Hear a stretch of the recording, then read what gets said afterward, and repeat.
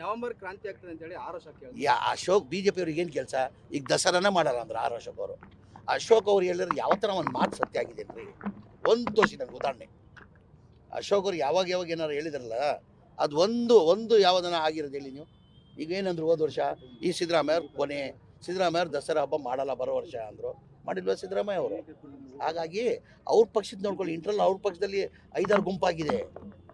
ನಮ್ಮ ಪಕ್ಷದ ವಿಚಾರ ಬಿಟ್ಟಾಕಿ ಅಂತೇಳಿ ಅವ್ರ ಪಕ್ಷನೇ ನೆಲ ಕಿಚ್ಚಿದೆ. ಇನ್ನು ಅವ್ರು ಈ ಕರ್ನಾಟಕದಲ್ಲಿ ಅಧಿಕಾರ ಬರಬೇಕಂದ್ರೆ ಕನಿಷ್ಠ 15 ವರ್ಷ ಆಯ್ತು. ಇವತ್ತು ಬರೆದಿಕೊಳ್ಳಿ, ಮಂಡ್ಯದಲ್ಲಿ ಜಮೀರ್ ಅಹಮದ್ ಖಾನ್ ಹೇಳಿಕೆನ ಕೊಟ್ರಂತ ಬರೆದಿಕೊಳ್ಬೇಕು ನೀವು. 28ರಲ್ಲೂ ನಮ್ಮದೇ ಸರ್ಕಾರ. ಇವತ್ತೇನು 140 ಇದ್ದೀವಿ, ನೆಕ್ಸ್ಟ್ 150 ದಾಟ್ತೀವಿ ನಾವು.